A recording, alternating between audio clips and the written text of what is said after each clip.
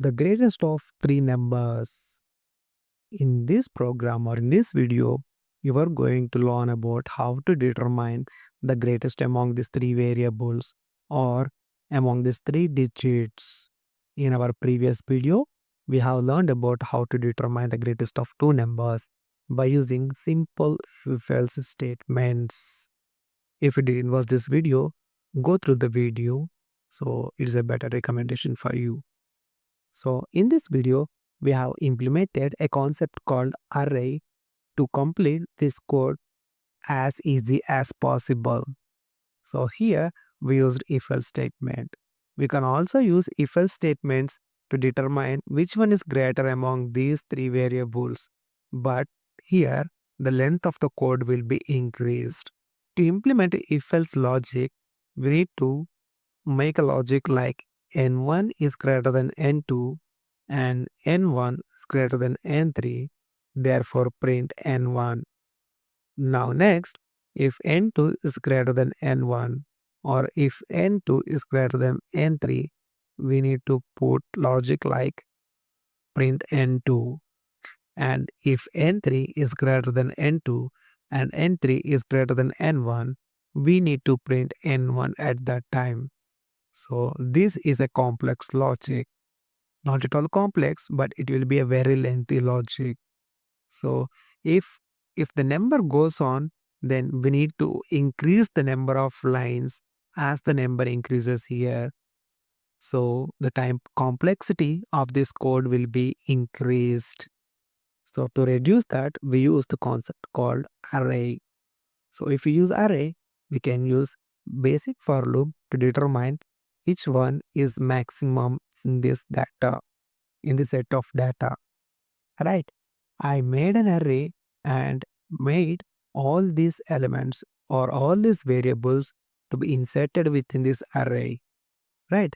Now to find the maximum among these three variables or three digits, I kept a maximum variable initially set to be 0.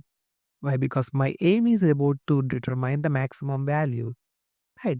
So now max is equals to 0 initially, and I using for loop for I in array. In the sense, my I is going to be iterated among all the elements in this array. It will iterate from here to here to here. So this logic will makes I to iterate to the every element of this array.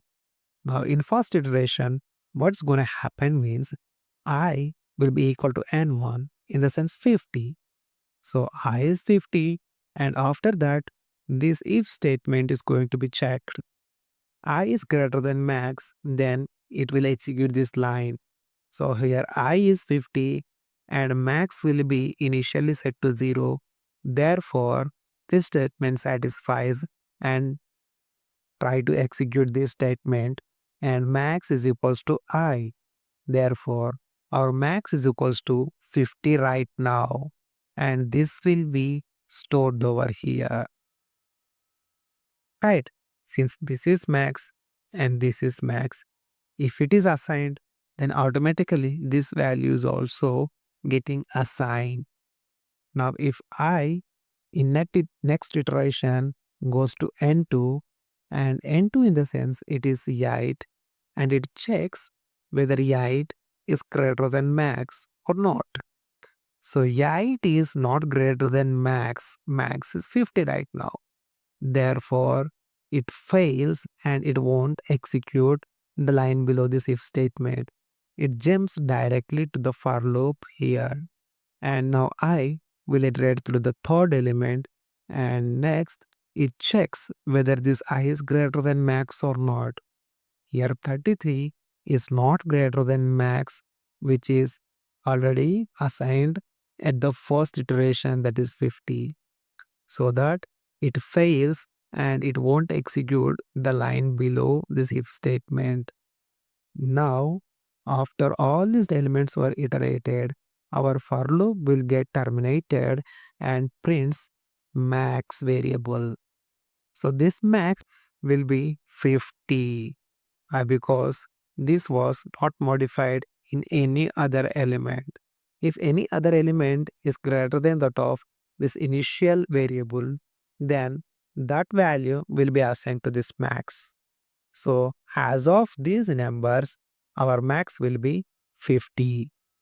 If I print in console, we get 50.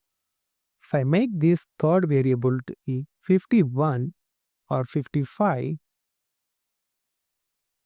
let us check what happens. Wow, we got printed 55 over here.